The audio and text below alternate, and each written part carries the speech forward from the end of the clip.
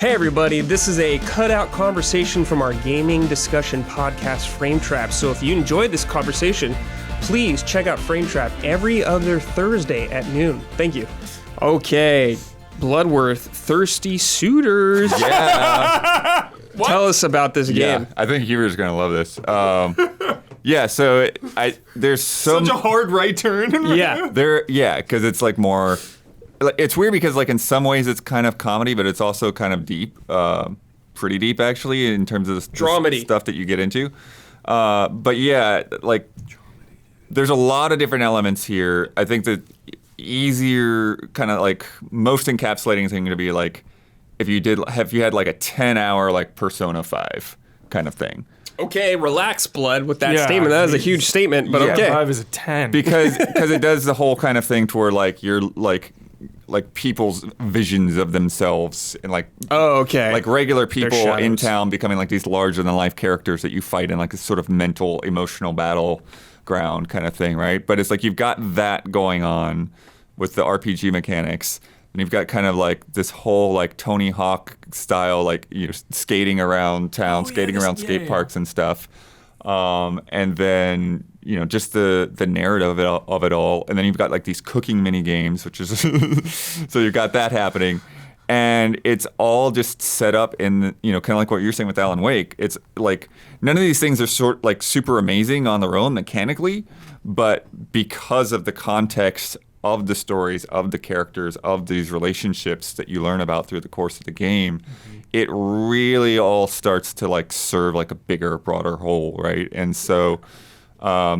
you play as this girl, Jala, who is South Asian. Her mom is Indian, her dad is Sri Lankan, and she starts off coming back on a bus to her hometown because she broke up with her most recent girlfriend, but she had like basically left everyone behind for this person. Like they left town. She wasn't talking to her family, all of this stuff. And so like now you have to come back and like, make amends with everyone essentially. And so that's where like this, like the Scott Pilgrim vibes kind of comes up because it's like you are being confronted with all of these different ex-boyfriends and girlfriends that she's had through like middle school and high school and stuff. Yeah. Actually, the first one is like some guy who had a crush on you from like 3rd grade. Nice. But it's like what I'm saying about it getting deep though is it's like you really are like dealing with these issues of like, yeah, I was a scumbag to you. Like the things I did, like I betrayed you, I screwed up, all of this. But at the same time, it's in the context of these like really wild RPG battles where like your status effects are like trying to figure out like which things people are going to be susceptible to. So it's like there's like shock and rage and heartbreak and thirst and like all of these different things. And it's like, and then you put them into this state and they'll be in that state for like, 2 or 3 turns depending on the character. And then you have other abilities, essentially like spells or whatever, that are more powerful when they're in that state. So if they're thirst, it's blue, so you pick the blue abilities and you target them while they're still in the thirst state. And then you get shock and then you put in the yellow abilities. And so it's all kind of wild because when you use these abilities, then there's also like all of these like quick time events that pop up for each one. So it's like tapping the button at the right time, flicking the stick, or like circling the stick or shaking the stick or whatever. But while you're doing this, the conversation is also going on back and forth the whole time. All of these things about what you did and what they did. And the same thing for the cooking.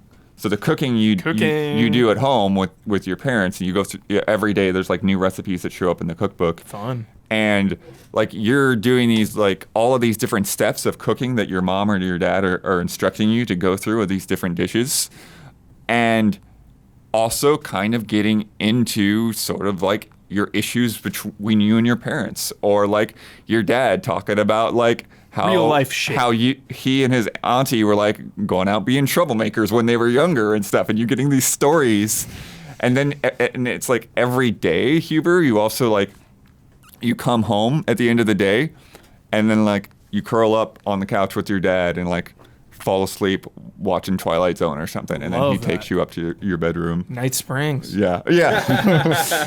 And then with the cooking, what's cool is the cooking. So like not only you do this thing where like you're like trying to gain their approval, and you've got like this approval meter going up as you're going through, and you can actually like you can spend. There's like this heat meter as well, and so like every turn you get a little bit of heat, and you can spend your heat on like complimenting one of your parents, and this roulette wheel will pop up. What? And so it's like you might get a magnifier on approval, or you might just get some bonus approval, or they might not fall for it, and like you lose like 3 heat, or you lose some approval or whatever.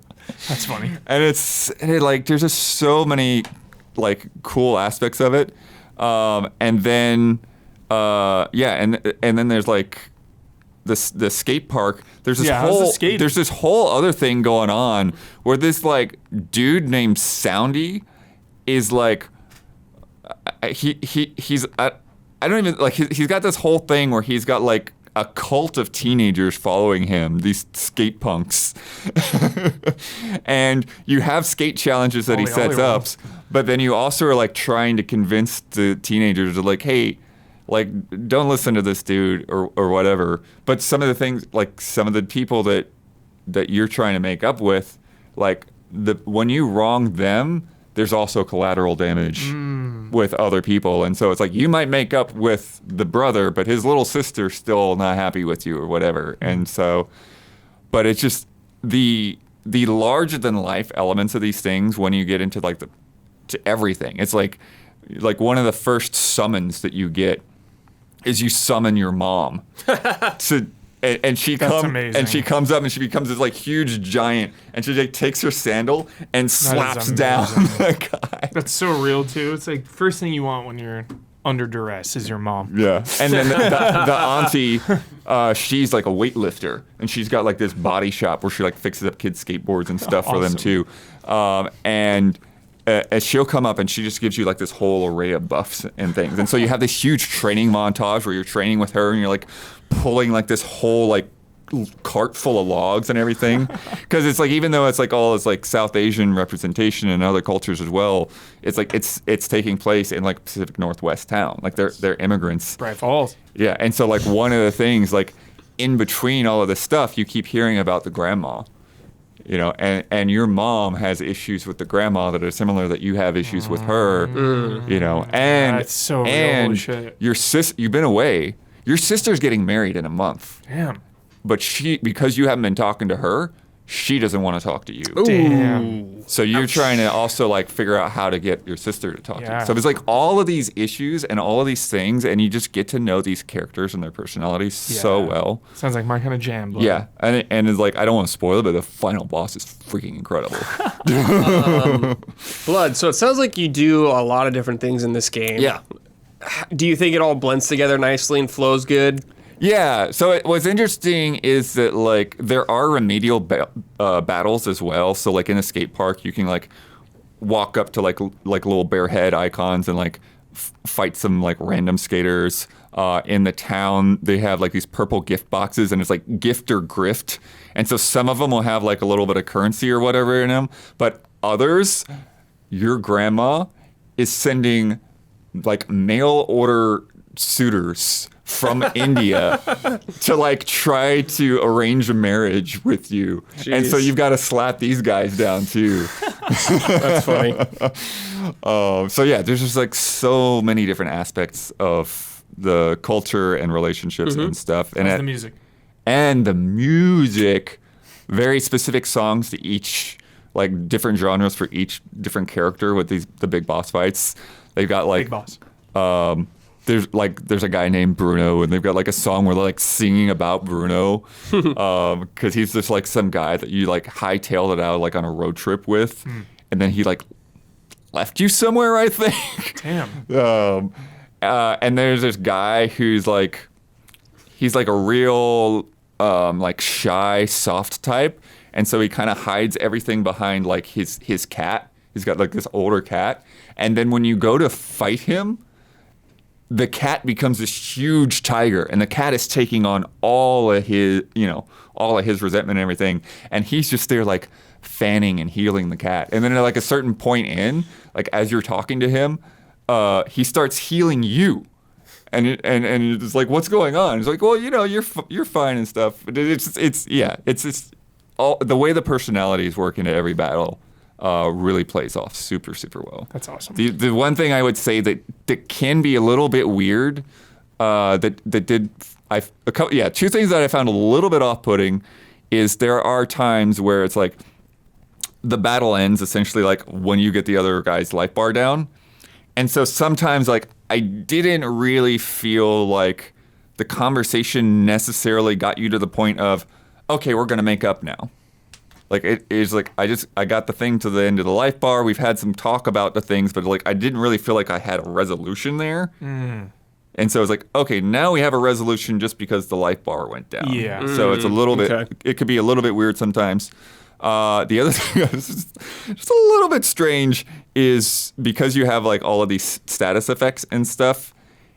I thought it made me feel a little bit uncomfortable to be like in the battles with the teenagers and to be like thirst. Hi. Flirty with the teenager. I'm like, that's a little uncomfortable. That's a little awkward. Same. That's fair. Yeah, that seems correct. Yeah. Garrett Holvish wrote in, Thirsty Suitors looks like a blast to play. I love the Steam demo. Do you think it holds up in the full release? I guess the entire game, Blood. Yeah. I think it holds up better the more time you put into it, because of those relationships. And like after, that's another thing, Huber, is like after you have made up with somebody, then they start texting you, and you can do other little favors for them. And so then it kind of it's almost like when you're doing the side quest in Persona with different characters, that like you like fill up a little heart bar. Cool. And when you've completely filled it up, then there's like other rewards. You might get like different outfits from them. Or you might be able to summon them in battle, and so it's pretty cool. It feels like maybe a little bit too like 1, 2, 3 like predictable beats. Yeah, but it's a nice reward at the end, at least. Like you feel like it's worth doing that and like pursuing each one of those relationships. This sounds like Huber can maybe help fill the void of Life is Strange for you for a little bit. Yeah, just a little bit. Yeah, short little game, check for Huber. Yeah, Bonds, check. Bonds, dramedy, check. Yeah, and everything is really like fun. Yeah, they make every little bit of it fun. Like when you're cooking, she's doing like all these flips and tossing things around. Yeah. You just like every time that you do a different recipe, like you have to wash your hands first, and she's like spinning and like you're hitting quick time events just to wash your hands. You know? Yeah. You can do super hand wash and like add extra quick time things in there, and yeah. Sick. I dig it.